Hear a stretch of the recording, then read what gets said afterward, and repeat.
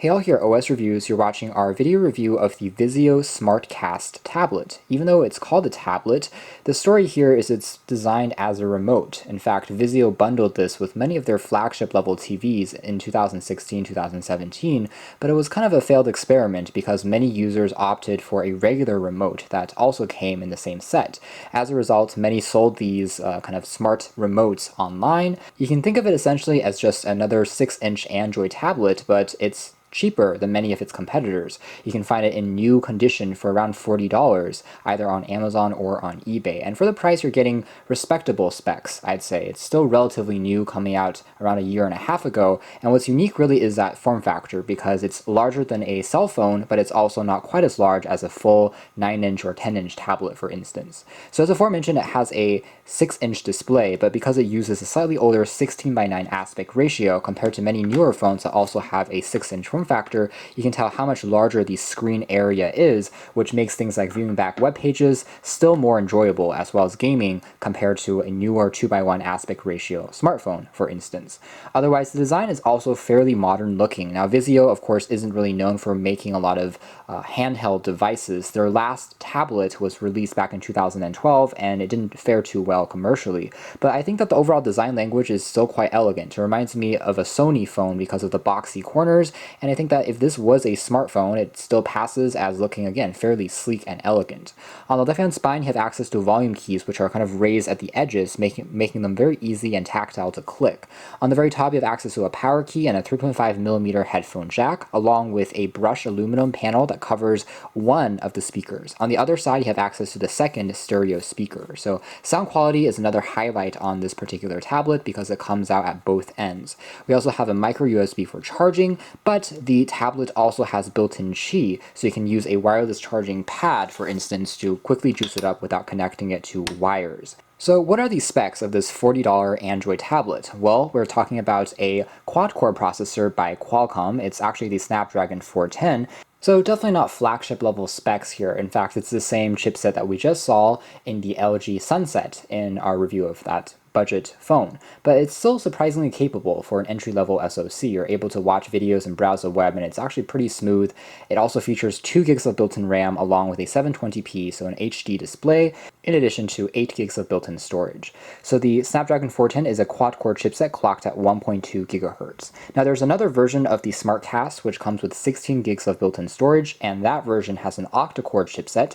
However, that is also powered by MediaTek as opposed to Qualcomm. So taking a quick look at the user interface here, we are talking about a very stock version of Android, which is definitely nice to see. Now, of course, there are no additional security features like a fingerprint scanner built on in, but there's the typical connectivity options including Bluetooth and Wi-Fi. What we don't have, however, is a built-in camera. So there's no selfie cam, there's also no rear-facing camera, which is a little bit strange and kind of a rarity in smart devices in 2018. Anyways, in terms of the included applications, it's very stock. We have access to all the standard Google Essentials, including Assistant for the AI voice search. There's also going to be Gmail, Maps, YouTube built on in, as well as the Google Play Store. The only non-stock app is kind of the Vizio app, which is meant to control your TV, but if you don't want to use it, you can always uninstall it or remove it from sight. Dragging down a notification tray here, we can crank up the brightness of the display a little bit, and again, it does have pretty good viewing angles as a whole. The screen is also quite sensitive and supports up to 5 fingers for multi-touch. In terms of system properties, it's not going to be the latest version of Android, but it still runs on Android 5.1 Lollipop, which is fairly up to date, giving you access to 99% of the apps in the Google Play Store. So let's start with the demo of how it performs in terms of video playback by launching into YouTube. So despite having 2 gigs of RAM and a quad-core processor, I still found performance to be generally pretty smooth and responsive. Loading up video clips are also quite fast, and Wi-Fi reception is also very strong, getting consistently 3 or 4 bars maximum reception, even when the router was in a completely different room. Speaker quality is also excellent, as you'll hear in this demo.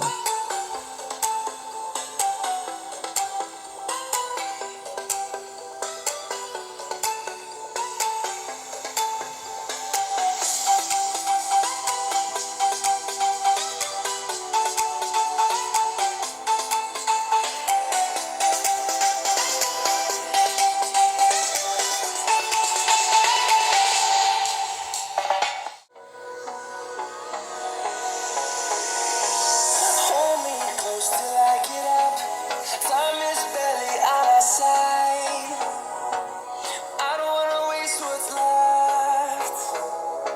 The storms we chase are leading us, and love is all we'll ever trust.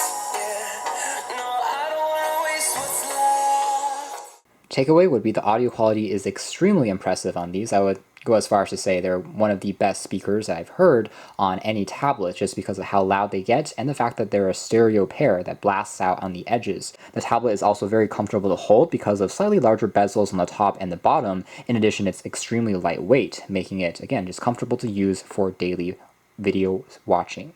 Next, let's take a quick look at the web browsing experience. We're going to jump into Chrome and try loading up the New York Times. But waiting a split second longer and the page will load up completely fine. You can tell that there's no checkerboarding at all. When it comes to scrolling, everything is very smooth. And despite the fact that the screen resolution isn't quite as high as on a flagship device, it's still very legible even without zooming in too much when it comes to reading back the text, as well as enjoying the images and videos and scrolling elements on this page. Now, one interesting observation is because the aspect ratio is closer to, again, an actual tablet, the font size is also smaller than on many of our cell phones. So here's kind of the same Google Now page showing some news articles, and on a kind of newer phone, you can tell how the fonts and images, they look considerably larger than on this, especially with some of the icons down below here. They are much smaller, and the same thing could be observed also in the YouTube app that we just saw. You can tell. Otherwise, wireless charging works quite well. You can tell that right now we are charging up the Vizio SmartCast tablet by this little indicator on the top, but if we pull it off, the charging instantly stops. Even though there's no built-in webcam, there is a microphone, so you can still do things like, "Okay, Google," to pull up kind of voice searches and queries if you want to search the internet. So the other elements of this device are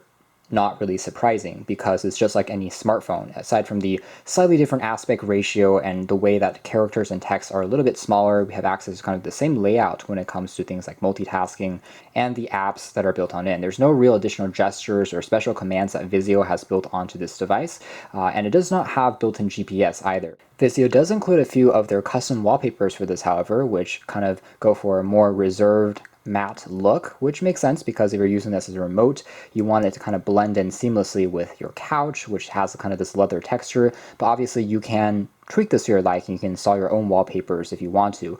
What I will say though is that this is more of a two-handed device. It's just like any other tablet and really a smartphone because of this aspect ratio here still makes it a little bit difficult to handle if you want to reach back and forth between the top edges and the bottom parts of the device. So that's something to keep in mind. Now, like I said, even though the Snapdragon 410 isn't a powerhouse, it more than handles 99% of the apps that you can find in the Play Store. And you can install things like PUBG, you can install Asphalt 8, and they will load. However, because of the relatively limited built-in memory, you probably can only install one or two of those really heavy games. You also will notice some more drop frames, and you have to play them at kind of the lowest settings.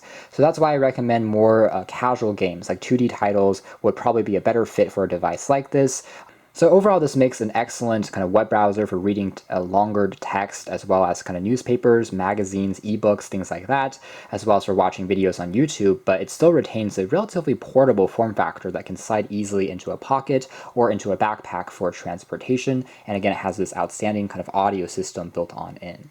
So that's more or less it as far as our review of the Vizio SmartCast tablet. Is this going to be a device for everyone?